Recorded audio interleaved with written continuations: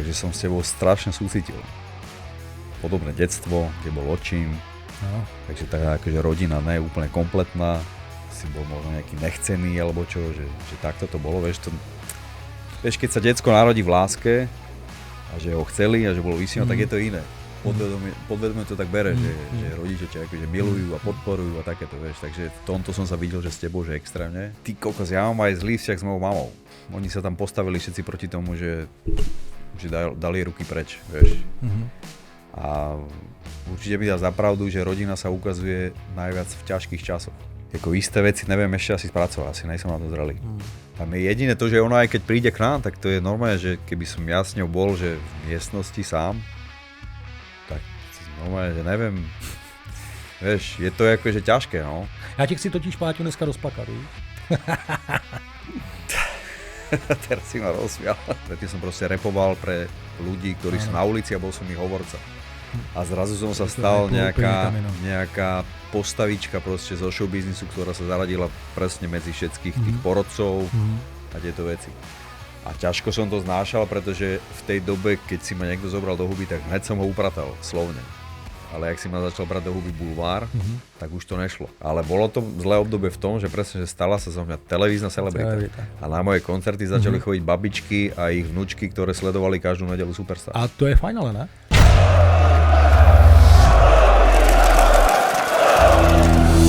Red Card. Je tady další díl Red Cardu. Mým dnešním hostem je Patrik Vrbovský, Rytmus. Ahoj, Páťo. Čau, zdravím tě. Já jsem rád, že jsi přijal mé pozvání. Prosím tě, já začnu, já myslím, že trošku jakože ten box, jakože seš boxer.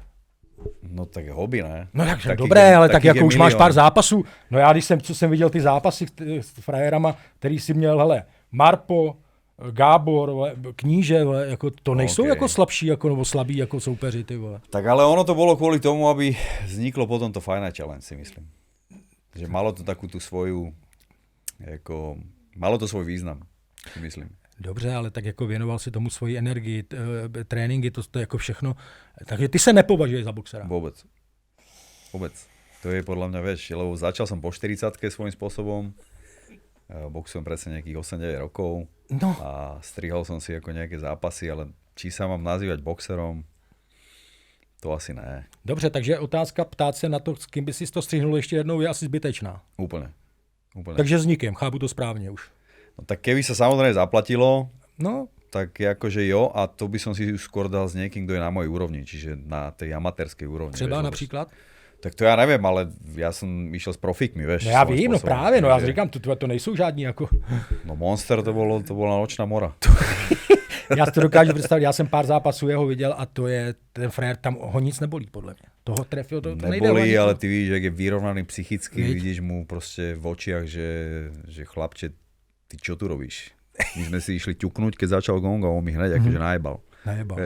A to vidíš v tých očiach, že on, aj keď nemusí byť boxer, lebo on není boxer. Áno, on je fighter. On je bojovník. Áno, je bojovník. Áno. To znamená, že on vie, jak ťa predominovať a jak ťa zničiť, jak ťa uštvať. Presne vie, čo sa deje v prvom, druhom, treťom kole. To proste, on nemusí byť boxer, ale je to majster na boj. Áno. Vieš. Takže si měl hned v hlavě takovou tu první myšlenku, co ti vletěla. Když tam stál v tom ringu, říkáš si, ty vole, do prdele, co já tady dneska dělám? Ty vole, já jsem to možná trošku jako... Neměl si takový pochybnosti třeba o tom? Jasné, ja som vedel, do čoho idem. Jo? Tak mal som aj akože kouča, ktorý ma pripravoval, sú také zlepšovaky, lebo presne tí športovci, alebo tí, čo majú fight, tak prežívajú podľa mňa niečo iné ako tí, čo sa nejdu byť. Čiže máš zovreté plúca, keď máš náhodou nejaké strachy z detstva a nemáš to vypovedané, tak presne cítiš to, čo si cítil ako malé decko, že sa bojíš, že ide nejaká bitka. Takže sú na to nejaké zlepšováky dýchacie. Potom keď do ringu sa pozeráš na jeden bod, aby si náhodou nevnímal. No mal by si, že extrémne tu a teraz. Ty by si nemal hovoriť, že jak to bude vyzerať. Takže ja som vedel, že s kým idem. Keď som si vybral Monstra, tak som vedel, že si nevyberám proste amatéra nejakého, vieš. Ale hovoril som si, že je to človek, ktorý má proste 2 ruky, 2 nohy. Ano. Takže to znamená, že maximálne môže dať prednú, zadnú alebo nejaký hák na hlavu. A uvidíme. No. Takže taktiku si nějakou měl, přípravu si na něj nějakou měl, předpokládám. Samozřejmě. No a do jaký míry se to jakoby s takovýmhle soupeřem dá naplnit, to je vůbec taková ta taktika a taková ta keď příprava. nemáš zápasy za sebou, nedá vôbec. Nedá, viď? To sa nedá. To bolo iba pre mňa, že som si dal challenge, Ano. nekomfort, a že som sa postavil takému človeku. To bolo pre mňa asi. Vieš, tam sme nejak nepočítali s tým, že jakože já ho predominujem. Ale já jsem měl pocit, jako, že byla nějaká doba v tvém životě, že tě to fascinovalo, jakoby, jo? Proto jsi to třeba jakoby chtěl zkusit a dělal jsi to. Víš, ten zápas, ten boj.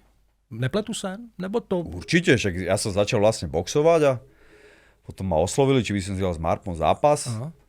Samozrejme využil som to, že rytmu sa nikto nevidel v ringu, tak som si vypýtal akože na tú dobu, že ako veľké peniaze, o ktoré som sa potom súdil samozrejme.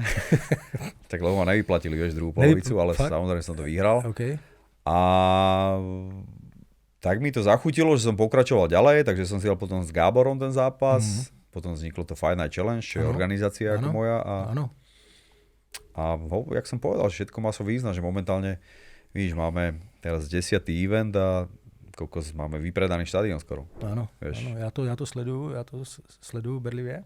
I ty tiskovky vlastně, to, některý to musím říct, že některý bizáry tam, některý ty... Jo, tak ako, podri sa, my predávame, alebo hráme sa s ľudskou emóciou. Jo? Samozrejme nerobíme to, čo Clash, lebo Clash Právě je... to jsem chtěl říct, já doufám, že to nesklouzne do tohohle, jakoby do téhle podoby. Ne, to je akože nemalo by. Všetci tí, čo tam idú, tak sa normálne pripravujú na zápas, že nie je to robené iba kvôli tým trash talkom, ale je to normálne, že tam ľudia už majú svoje príbehy a dávajú si challenge. Čiže je to, čo som si dával ja svojím spôsobom. Akurát, že tie trash talky, treba si uvedomiť, že keď si iba ticho na tej tlačovke, tak nikto na to nie je zvedavý. Jasne. Takže akože, ja to berem, že je to showbiznis. V tom showbiznise som dlho. No snažím sa proste pracovať s ľudskými emóciami. Vieš, to je celé. Ty si prej křtil Playboy mojí ženy? Presne tak. Ona s tím nepočítala, že přijedete tam. Ja som sa normálne modlil, že aby som stretol ženu, že o ktorú musím bojovať. To bolo v období, keď som si povedal, že ja si v Československu nemôžem nájsť babu, lebo každá jedna bude vedieť, že som rytmus. Ano. A proste bude to hrať proste nejakú rolu, kedy... A nepoznáš to přesně, jak to... Presne tak, a prišla ona mi dala, že ti to nezaujíma. Udělal bys něco podobného, jako udělal Separ, že tam vzal svoji holku a mají spolu ten track a zpívání a takhle? Ja si dávam na to pozor, nech si ostatní robia, čo chcú. Ale veľmi dobre vieme, že jak môžu decka dopadnúť. Hele, co říkáš na rapovou scénu teďka? Neviem prečo, keď otvorím svoj telefón a idem do mojej miestnosti, nechcem nič proste špinavé, takže rýchlo to poupracujem a hotovo. Okay. Tiež som taký opatrný, lebo veľakrát som zažil aj to, že niekomu si pomáhal a potom ti ešte ostral kokot a ešte ťa začal ohovárať. No jasné, ale to je klasika. No. Ale tým, že ja ten rap mám tak rád, tak ja som na to strašne taký kritický, vieš. Takže ja mediálne už nechcem nejak nás stále spájať, vieš, lebo nerobí to dobré ani moje žene. Ale jak nesíš fakt, že se spoustu lidí vůči tobě vymezuje? Jak s tím pracuješ? Ja si myslím, že toto som už rozbil, tieto predsudky. Že je toho menej. Lebo už keď si dlho na scéne, tak vedia, že môžete si hovoriť, čo chcete, ale asi vám to nič nepomôže. Vieš? Takže ja som s tým, akože rap je založený na veľkom egu. A ja som to ego mal tak veľké, že som proste bojoval o svoju pravdu. A vychutnával som si potom po rokoch ten môj pocit pravdy, že ja som mal tú pravdu a ne vy. A to znamená, že keď niekto ma chce zase poučať, tak vie, jak dopadne. Lebo ja už som to v reáli akože ukázal, že jak sa veci majú. Jasné. Nemusíš nikomu nic dokazovať. Presne tak a do toho ako nechcem si, akože, aby som vyznel, že som si uveril, ale za tie roky, keď si pozrieš moje koncerty, tak ľudia sa tam bavia a sú tam šťastní. Ano. To znamená, že ma veľa ľudí miluje. Áno. A ja môžem povedať, že ja si všímam toto v prvom rade a ne vás. Jasné. Lebo to je pre mňa strata času. Vieš?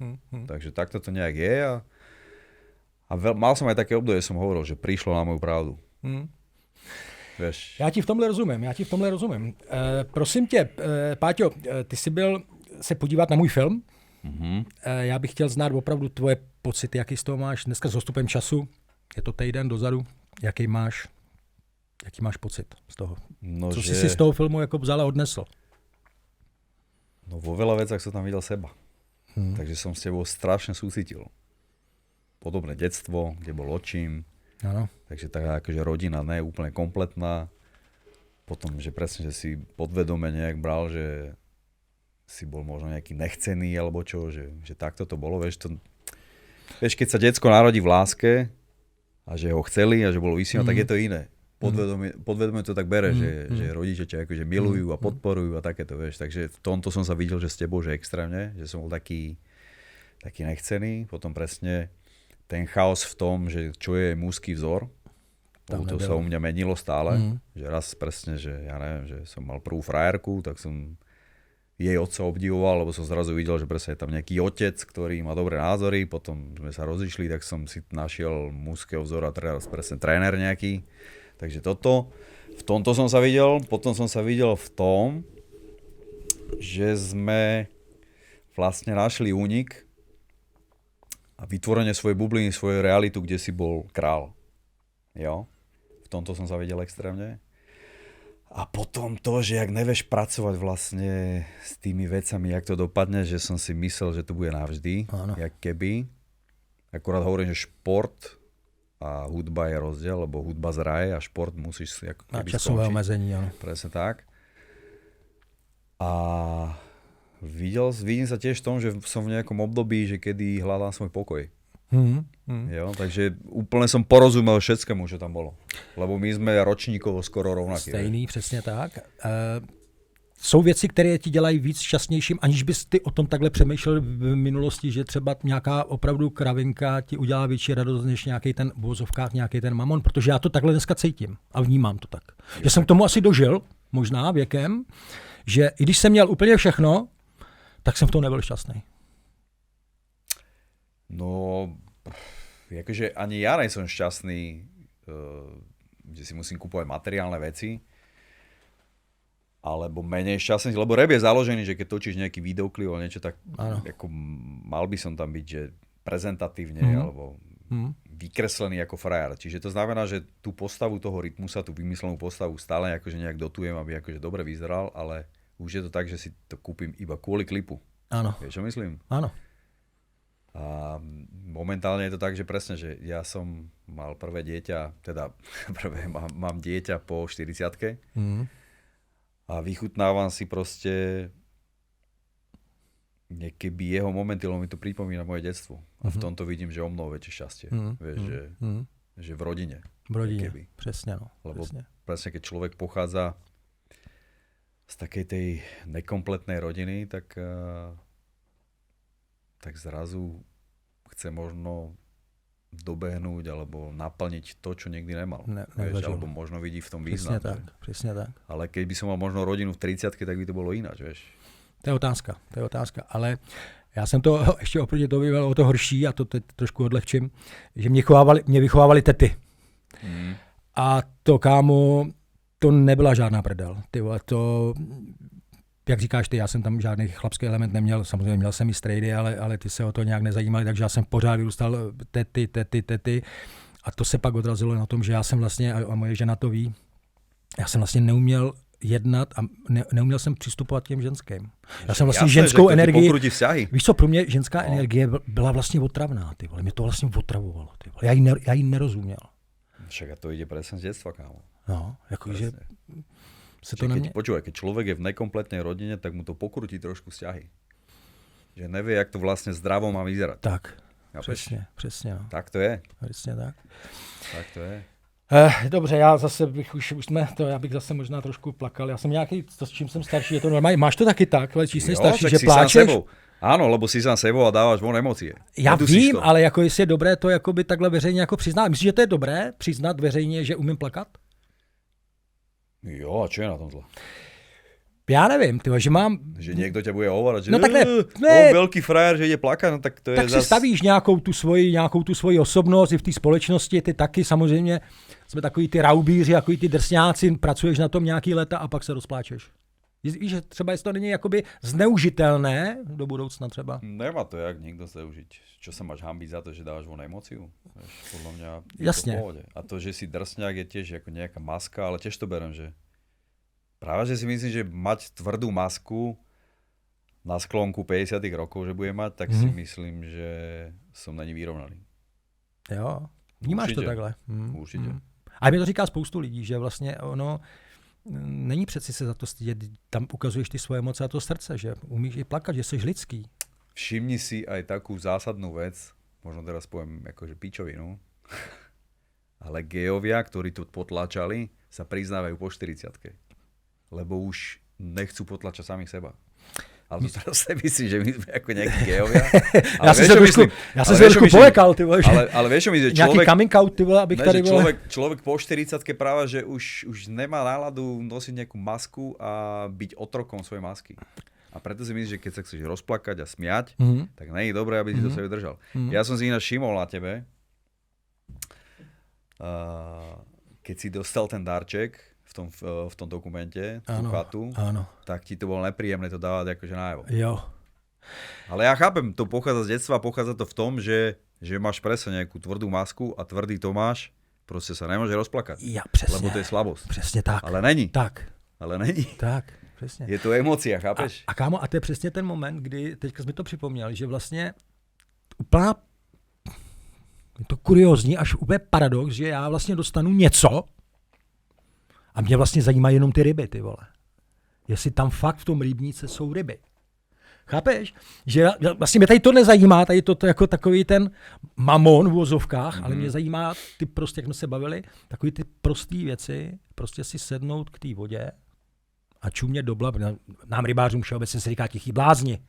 A čumět 5 hodin do jednoho místa a chytat ryby. Tak podľa mňa našiel si kľud a možno po tých všetkých skúsenostiach, čo si zažil, tak ťa láka asi presne ten kľud a ten opak možno toho dovtedy, čo si žil. A máš to aj taky to môže, tak? Možno je to vyvažovanie, vieš? Vyvažovanie. A máš to taky tak? Že prostě hledáš v těch maličkostech ty krásné věci, které tě vlastně... Ja si myslím, že ty si zažil akože väčšie extrémy, jak ja. Tak možno je to aj preto, lebo presne, že takého veľkého človeka, keď zrazu zavrú do basín, tak možno, vieš, pochopí, čo je akože pre neho dôležitejšie. Náraz veľký. Ja som nezažil také, že jeby na ego, jak ty. Lebo človeka, jak si ty kokos, ktorému patrí všetko a zrazu ťa jebnú do basín. Narozne. Tak to ja si neviem presne, lebo ja som base nebol. Ja som jediné, čo dostávam, že na piču, akože na moje ego je možno od novinárov. No, alebo som dostával, že som sa nevedel s tým vyrovnať, chcel som akože, hľadal som psychologicky, jak z toho vidím, že aby som si s ním vytrel prdel, vieš. Ale teraz je to už za mnou, teraz keď si niekto hoci čo napíše, je mi to úplne jedno.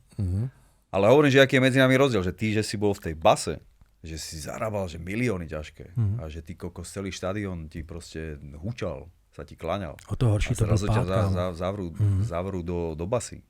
Tak je úplne pochopiteľné, že si sadnú na ryby, je pre teba raj. Ano. Vieš? Protože dřív jakoby takový ty věci tomu člověku nedochází. Samozřejmě, až to ztratíš, tak pak to je v životě doma je daný. Když to máš, tak nevnímáš, když to ztratíš, tak pak ti to chybí, že jo, tyhle věci. A já jsem vlastně poznal, když jsem o co jsem starší, že si uvědomuju nějaké věci, že jsou pro mě vzácné a jak jsem ti říkal, že umím dneska poděkovat, neberu nic samozřejmosti, ale paradoxně mě to naučil tenhle ústav, tyvo, což je smutné možná, že jsem na to sám nepřišel, ale až tenhle ústav, já tomu říkám ústav, že mě to naučil. No, víš, že jsem to možná, a z toho plyne to, že jsem to možná potřeboval. Ja si myslím, že všetko v tom živote sa deje pre niečo. Vieš? Alebo u každého. Jasné. U každého. Jasné. Lebo hľadáš svoju najlepšiu verziu seba. Vieš? Niekomu to trvá celý život, však je to škola. Vieš? Je to škola, je. No, je. Nikto nemôže za to, odtiaľ pochádza a má to aj nejaké následky, že každý ten osud má proste iný na základe toho, aké mal detstvo. Ja som presvedčený o tom, že z detstva sa odvíja celá osobnosť. 100%. A buď na sebe zapracuješ, alebo ti bude všetko prechádzať a skončíš možno v živote sám. Tak. Vieš, ako časom sa zamýšľa tými vecami a vidím aj v mojom veku treba z tých niektorých mojich kolegov, že jak dopadli a tak. A akože je to pre mňa aj poučné a je pre mňa poučné, hovorím, že aj tvoj film. Že vo veľa veciach som sa videl a možno som povedal, že na čo si má dať pozor. Vieš? Alebo možno, keď bude môjmu synovi hovoriť, že keď bude chcieť byť nejaký športovec alebo niečo, tak mu môžem dať aj teba za príklad. Tak, přesně. A ono ten vlastně film k tomu vlastně jakoby slouží. Měl by být takový ten motivační. První téma je něco, co nás spojuje a já tě budu citovat. Ty kokos. Když jsem vystupoval v Itálii, zavolal jsem tátovi. Pojedu kolem, přijdu tě pozdravit. Udělali mi míchaná vajíčka, pokecali jsme, co nového. Tváříme se, že všechno je v pořádku. A ono je. Ale zároveň nejde vytvořit ten intimní vztah, když jsem s ním nevyrostl. Mám k němu respekt jako biologickému otci. Co si ma zabil teraz ináč. Najprv som poslal, že o čom hovoríš, o akej Itálii, ale potom som si akože hovoril, že... Kámo. No a ako to je téma, jo? Je to tak, jak si to povedal. Stotožňujem sa s tým. A to proste asi nezmeníš. Môžeš umelo potom ako vytvoriť ten vzťah v rámci rešpektu, ale aspoň vidieť, že keď je decko, kde sa vtedy najviac vytvára ten vzťah medzi mamou a otcom a tam oni, keď to nejak pokašľú, alebo sú tam není, tak to proste už nevytvoríš, to nie je šanca. Môžeš to vytvoriť iba preto, že si, ja neviem, že nájdeš sebe lásku a povieš si, že si môj otec, dal si mi život a môže ti si zavolať, môže to byť, ja neviem, do nejakej miery falešné. Ale podľa mňa akože úprimné už v dospelosti to asi nebude. Nebude, ale já jsem ten typ, i možná ty, že my nejsme soudci a já určitě tyhle lidi, nebo i svýho biologického tátu neodsuzuju. Prostě byla nějaká doba a prostě se to stalo a už to nevrátíš. A všechno, jak říkáš, ty má svůj důvod. Ani ja ho neodsuzujem, ale keď mi povie, že... Alebo takto, ja som s ním teraz nevolal strašne dlho, vôbec mi to nevadí, pretože keďže mi nevolal ako decku, keďže sa o mňa nestaral, tak to beriem ako prirodzenú vec, že on nepatrí do môjho života, vieš. Akože je to proste, nechcem, bohužiaľ, je to tak. Je to tak, no. Jo. A je to aj logické. No jasné, jasné. No ale druhé téma, máma. Ježíš. To je asi můj nejbližší člověk. To je žena, která si se mnou vytrpěla úplně všechno. Byl jsem její prvorozené dítě. Měl jsem otčíma a ona chtěla být zároveň na jeho i na mé straně. Nebylo to vždycky jednoduché, ale dnes si hodně cením, jak mě vychovala. To je hezký, ale. Já tě chci totiž, Páťo, dneska rozplakat, víš? Teraz si ma rozsmial. Ne, počkaj, akože ty kokos, ja mám aj zlý vzťah s mojou mamou. Lebo mne sa stala ako rodinná vec a oni sa tam postavili všetci proti tomu, že dali ruky preč, vieš. A určite mi dá za pravdu, že rodina sa ukazuje najviac v ťažkých časoch. Ale nechcem tu sťažovať ani vyplakávať. Takže ja pracujem na tom, aby to bolo samozrejme v pohode. Ale momentálne akože je to na bode mrazu. Lebo neviem, či dávam do toho ego, alebo ako isté veci neviem ešte asi spracovať. Asi nejsem na to zrelý. Vieš, lebo viem, že aj kvôli môjmu synovi není v pohode to, že vidí, že nemám vzťah s mojou mamou momentálne. A babička přesne. No. Vieš, že na jednej strane tam akože volám mamu, aby mu robila babičku, ale na druhej strane, že neviem proste prekusnúť niektoré veci, ktoré sa stali ako v môjom živote, vieš, že buď ju asi musím prijať takú, jaká je, alebo je možno pomôcť, aby zapracovala na sebe. A zase vieme, že kokos človeka v istom veku už nezmeníš. Takže mám v sebe taký, toto nemám ešte akože spracované. A v tomto máme podobný taky, protože já jsem měl s mámou plus minus to samý, takže já jsem taky měl velký problém s mámou, ale neslo se to vlastně z dětství, protože já jsem ve 14 odešel, protože ona svým způsobem, bude to znít možná brutálně, ale moje máma to ví, prostě vyměnila mě za otčíma jednu dobu, takže nebylo to nic moc. No. Takže jsem radši se vyklidil tu cestu. To mám aj ja vlastne. A stala sa nejaká vec. Šel jsem na internát. Toto sa stalo aj mne. Stala sa nejaká vec v mojej rodine. Malo sa ukázať, že na koho strane je. Vieš, takže... Ale to je špatně, že jo? A ja to ale nechcem ju aké súdiť, ja to neviem uchopiť, keby, to je celé, lebo ja už nemám v sebe že nenávisť. Lebo nemám v sebe, nechcem byť negatívny, len ja to neviem, jak to mám uchopiť. Takže daj mi ešte čas a... Já možná řeknu loupost a my se o tom vždycky s ženou bavíme. A je to možné to, že v životě jsou věci, které nemusíš pochopit? Ale není v poradku, aby si sa nebavil s mamou. Alebo nebol s ňou v kontakte, vieš. Není to v poradku, si myslím. To nemyslím. Vieš, ale... Nechcem, aby si toto môj syn zobral do dospelosti. Že je normálne, že môj syn si bude hovoriť, že je normálne, že môj otec sa nebavil. Lebo ja som nikdy, nechápal, nikdy som necenil ľudí, ktorí boli v rodine tak rozhádaní, že sa nebavili že celý život. A dali sa dokupy, vieš kedy? Až keď zomierali. Jasne. No, to není v pohode. No to není, no. To není, no. Takže mám v sebe myšmaš, ale pritom si uvedomujem aj takýto fakt.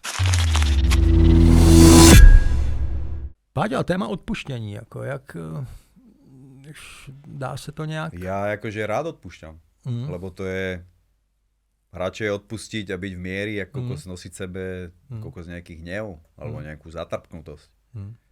Takže všetci majú odpustené. Len to není, že odpustil som, tak prídi na kávu, jasné, a budeme sa tváriť, že je všetko v pohode. Vieš, čo myslím? Já tomu rozumím, ale... To tak ja to asi tak neviem. Nevieš, no. Ale nemám voči nikomu... Ne, to je, vieš, čo by som povedal? Odstrihnutie. Že je to odstrihnutie, keby, že sa nedostane do môjho života. Aby som zaspával každý deň s tým, že čo mi ten človek urobil. Je pro tebe důležité opravdu to pochopit, aby si mohl následně odpustit? Ne, ja mám automaticky, že odpúšťam. Ja nechcem v sebe nosiť žiadnu zatrpkutnosť, nič. Vieš, čo myslím? Čiže normálne, že nemôžem povedať, že ja by som nevedel povedať, že nenávidím ťa. Je u mňa iba, je to také, že som to odstrihol zo svojho života, keby. Chápeš, že nechcem byť falešný a pretvarovať sa, že všetko je OK. Jasne. Ale na tomto práve musím zapracovať. Lebo neviem, jak to mám uchopiť. Vieš? No, ale všetci majú v mojom živote odpustené. Já to měl to samý, ale já jsem odpustil, ale už bylo pozdě. Okay. Už ty děti byly velký, moje máma, babička si ty děti vlastně neužila, už je nepotřebovali. A to odpuštění přišlo, ale bohužel pozdě. Tak se ptám, jestli třeba je to nějak časově omezený. Nechávám to na to, že... Rozumíš, jo, pak jako můžeš vysvětlovat, jako proč babička není, ale pak jako než na to přijdeš a odpustíš, tak těm dětem je 15, 18, 20 a vlastně... Jako zatiaľ môjho malého nezaťažujem týmto vôbec, čak on má 6 rokov. Ani sa nepýta, že prečo tu nebola dlho babička, okay. Alebo tak, vieš. Tak oni ako spolu sú, lebo však ja mám dobrý vzťah, dajme tomu, že s mojou sestrou. Jasný. Takže to je tam blízko, akože aj mojej mamy a tak. Tam je jediné to, že ona aj keď príde k nám, tak to je normálne, že keby som ja s ňou bol, že v miestnosti sám, tak to normálne, že neviem... Vieš, je to akože ťažké, no. Já vím, no, já jsem to měl úplně to samý. Takže musí, jak sa hovorí, že možno často vylieči? No, ale o tom já jsem mluvil. No. Aby ten čas nebyl dlouhý, hodně dlouhý. Já tě chápem, ale... A pak už je to vlastně jakoby v vozovkách jedno. Řeknu to hnusně, ale pak už je to... Ale je to možno aj tak, že čo si človek... To je ťažko povedať, lebo sa pozrie na to aj z jej strany, že čo si človek narobí za celý život, tak sa na starobu bude mať. Vieš, čo myslím? Ja ti rozumiem. A či to není to vlastne, že to, čo zasadila, tak to teraz žne. Vieš, čo myslím? Že či to není tento moment. Co se týká tvý osoby, jo, ale jakou roli v tom hraje malej, jo? Malé je zatiaľ v pohode. No jasně, tomu já rozumím, malinký, ale až bude větší. Jo. Ale já jsem nad tím taky takhle dlouho přemýšlel a nebylo mi to jedno, protože vím, jaký život moje máma měla. O to pro mě bylo horší, ale bohužel taky jsem se nepřenesl přes spoustu věcí, co se týká její osoby, ale říkám, trvalo to strašně. Koľkokrát môžeš byť sklamaný podľa teba? Človek tiež, že sa prvýkrát sklame, druhýkrát, tretíkrát, štvrtýkrát, 10-krát a povie si, že dobre, odpúšťam, ale keď sa sklameš zás ďalšíkrát, tak jak sa k tomu stávaš? Povedz. Já jenom přemýšlím o tom, jestli jsem byl zklamaný, nebo to byla věc, která byla asi normální, přirozená, která... Já nevím, jak to, jako v té době jsem to nemohl uchopit, ale já jsem to prostě bral, že se to stalo, že to takhle mělo být, že prostě mě z nějakých důvodů se to stalo v mým případě, že mě vyměnila za něco. Já jsem to vlastně v tu dobu ani nechtěl chápat, proč se to stalo, ale pak asi starší, tak o tom přemýšlíš ale pak to odnáší vlastně tvoje děti, že? Protože nevidí babičku na úkor tvýho nějakého nepochopení, proč se to stalo. Nevím. Jo, akože hovorí, že môj malý babičku vidí, ale skôr som ti chcel povedať, že presne, že keď dojde do miestnosti a sme tam náhodou sami, tak že ťažké prázdno. A to je na základe niečoho. Jasné. Jo. A já jsem to měl to samý s mámou, přesně. No ale aby to nebylo tak jakože poraženecky, aby to nevyznělo, tak moje máma dneska to je, ona mě miluje. Ona úplně nade vše, ona by za mě, kdyby mohla dát ledvinu, všechno ona by dala. Ona mě i před mojí ženou říká, on je tak krásný, on je tak ona úplně mě adoruje, ona na mě kouká jak na svatý obraz. No, ale já to tak nemám. Ja ti hovorím, že keď som chcel ledvinu, tak ja akože ťažko pochybujem. Já si to nemyslím. Ten put toho rodičovství. Ja som zažil také veci, že ako nechcem to tu rozoberať, ale že keď sa lámal chleba, tak som akože krútil hlavou. Vieš, každý to má ináč. No, asi jo, no. Ale dneska moje máma... Lebo keď mi niekto niekedy hovorí, že mama je najdôležitejšia a neviem čo, tak ja by som povedal akože môj príbeh, že tie príbehy sa môžu akože rôzniť, vieš. Jo. Odlehčíme, jdeme od toho. Hele, další téma je Superstar.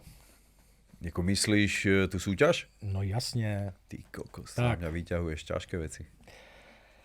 Řekl jsem si o honorář, jaký tam nikdo neměl. Když to vezmeš zpětně, myslím, že podobného po roce tam už neměli. Někoho, kdo šel proti systému. Nemám problém přiznat, že jsem tam šel jen proto, že mi dobře zaplatili. S odstupem času ale mohu říct, že to bylo moje nejhorší období. Jak to mám chápat? Toto, keď som akože hovoril, tak mi jebalo, lebo však to bolo v roku 2010 alebo 2011. Počkej, co znamená jebalo? No tak taký, že egoista, rapper mladý, vieš. Že proste musíš mačovsky odpovedať na všetko, vieš. Aby si vyznel jak najväčší frajer. Arogantný. Čiže som to tam hovoril bez pokory, si myslím. Ale najhoršie obdobie to bolo preto, lebo v tej dobe som bol, že hlas ľudu.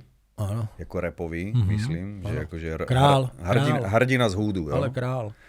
No. A prehúpol som sa na základe toho, že som išiel do televízie na druhý breh, že som zastal nenávidená celebrita. Vieš, čo myslím? Ja ti rozumiem. Ano. Predtým som nebol v časopisoch ani v televízii. Ano. Predtým som proste rapoval pre ľudí, ktorí sú na ulici a bol som ich hovorca. A zrazu som sa stal nejaká postavička proste zo showbiznisu, ktorá sa zaradila presne medzi všetkých tých porodcov a tieto veci. A ťažko som to znášal, pretože v tej dobe, keď si ma niekto zobral do huby, tak hneď som ho upratal, slovne.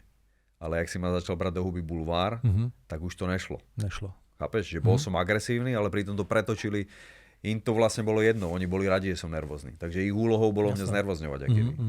A to bolo pre mňa akože najhoršie obdobie, čo sa týka toho, že som sa prehúpol keby na tú druhú stranu. Vieš? Zajímavý to jo. No jo, lebo rap je iný showbiznis, to je iný druh showbiznisu. Tomu ja rozumiem. Ty si to keby vyšlapeš sám a môžeš si dovoliť, čo chceš, pretože si hrdina ľudu. Jasne. A si vlastne úplne iný ako tie celebrity. Si iný ako tá celebrita, ktorú vytlačila televízia a ktorú vytlačili rádia. Ale seš celebrita, na základě toho tě oslovili a na základě toho tě tam chtěli, ale. Jo, ale hovorím, že to bol taký prelom, by som povedal. Lebo rapová celebrita znamená, že odmietaš televízie a komerciu. To, čo všetko je navoňané, vieš. To všetko, čo je zabalené, jak sa hovorí, že hovno zabalené v zlatom obalu. Celofáne. Presne tak. Áno. A tam som vtedy ešte nebol. Ale jakmile som zobral tento kšeft, tak sa to zo mňa stalo. Okay. Veľmi ťažko sa to vysvetľovalo, že som stále ten istý Paťo. Ten street. Chápeš? Takže to sa tam bylo. Na druhej strane mi to prinieslo strašne veľa peňazí. Lebo ja som človek, ktorý nikdy nemal peniaze a keď za mnou niekto prišiel, tak mojou úlohou je vždycky vydealovať čo najviac peňazí. A proste mám povedať, že som sa zapredal? Je to podľa teba správne slovo? No, já nevím, já si to nemyslím. No, já mám tomu název... Počkaj, nezapredal, lebo som bol sám sebou. Nerobili zo mňa niečo, že čo nejsom. Vieš, čo myslím? Nebyl si cvičený medvěd, já tomu říkám jako cvičený medvěd. Presne tak, ale bolo to zlé obdobie v tom, že presne, že stala sa zo mňa televízna celebrita. A na moje koncerty začali chodiť babičky a ich vnučky, ktoré sledovali každú nedeľu Superstar. A to je fajn, ale ne? No vtedy to v rape nebolo bežné. Já vím. Vtedy to v rape nebolo bežné. Možné. Takže ty si v tomhle i průkopník třeba, chápeš? Určite som otvoril dvere v tomto, akože nejak, lebo po mne začalo byť úplne bežné, že raperi začali vystupovať v televízii, na miskách a priznávať, že chcú byť komerčne úspešní. Ty si tímhletím vlastne otevřel dveře svým spôsobom. Určite. Takže dostával som hejt, ale ja som zase na hejt zvyknutý, pretože som vyrastal v rodine, kde ma očím, že extrémne, že hejtoval každý deň, takže ja som sa zahrával. My sme vycvičení, ja si myslím, hodně. No. Nás jen tak nedostanou, kamaráde. Úplne. Máme školu, ty vole. Práve, že keď si niekto myslel, že ma zničil, tak ja som ešte urobil niečo horšie, že nech to nové nepobere. Ale ja to dělal taky, ale kámo. Já jim to ještě naložil ještě víc, tak pojďte do mě. No, a to je to silné ego, vieš. A víš, co mě vždycky nejvíc bavilo, já jsem ty novináře fakoval a oni na mě třeba, pane Řepka, ale my jsme novináři, víte? Já říkám, víte co? Vy potřebujete mě, ne já vás, ty vole. Já si s váma mě jste úplně ty vole. A tohle bylo pro ně něco tak příšerného, ta informace byla pro ně tak příšerná, tak mi nakládali ještě víc. A mě to vlastně bavilo, ty vole. Ja som mal práve že výhodu ešte, že som to vedel do pesničky. No, tak ty to mohl stvárnit. Čiže som ich zľudovel. Jasné. Vieš, čo myslím? No jasné, no. Takže... Ale potom zistíš, že nemám čas na túto energiu, vieš. Takže... Jako, takhle, já jsem s těma nikdy nebojoval, jo, protože napsali, no tak jako co už, jako hele, nic není staršího než včerejší noviny, vole, takže prostě víš, jak ty vole, tak napsali, no, tak, ale já jsem si toho byl vědom, jako já jsem dělal ty lumpárny, takže mě to oni mě tím vlastně neranili. To byla součást nějaký mý hry, součást nějakého mýho života, dali mě do škatule jako Magora, Rebela, Blikance, vole, tak já jsem tu hru hrál. Mě nakonec paradoxně mě ta hra bavila, ty vole. Já jsem si je pak vodil. Jako ja v tom filme, čo som videl, tak si myslím, že ty si ako išiel ťažké bomby, čo sa týka ako bulváru. A ja mám pocit, že český bulvár je ešte taký zákernejší, by som povedal. Jo, byl hodně a moje žena s tím má velkou zkušenost a já bych to tady nerozpitvával, ale moje žena je vítěz, nakonec je vítěz. Vyhrala nad všema. No A hezky i zaplatili, takže já si myslím, že už si budu dávat velký pozor, bulvární pisálkové. Ale mě jenom bavila jak jsme se bavili to, že vlastně my ty novináře jsme vlastně nepotřebovali. Oni potřebovali. Ty si prej křtil Playboy mojí ženy? Presne tak. Ona s tím nepočítala, že přijedete tam. Ja som sa normálne modlil, že aby som stretol ženu, o ktorú musím bojovať. To bolo v období, keď som si povedal, že ja si v Československu nemôžem nájsť babu, lebo každá jedna bude vedieť, že som rytmus. Ano. A proste bude to hrať proste nejakú rolu, kedy... A nepoznáš to přesně, jak to... Presne tak, a prišla ona mi dala, že ti to nezaujíma. Udělal bys něco podobného, jako udělal Separ, že tam vzal svoji holku a mají spolu ten track a zpívání a takhle? Ja si dávam na to pozor, nech si ostatní robia, čo chcú. Ale veľmi dobre vieme, že jak môžu decka dopadnúť. Hele, co říkáš na repovou scénu teďka? Neviem prečo, keď otvorím svoj telefón a idem do mojej miestnosti, nechcem nič proste špinavé, takže rýchlo to poupracujem a hotovo. Okay. Tiež som taký opatrný, lebo veľakrát som zažil aj to, že niekomu si pomáhal a potom ti ešte ostral kokot a ešte to začalo ohovárať. No jasné, ale to je klasika. No. Ale tým, že ja ten rap mám tak rád, tak ja som na to strašne taký kritický, vieš, takže ja mediálne už nechcem nejak nás stále spájať, vieš, lebo nerobí to dobré ani mojej žene.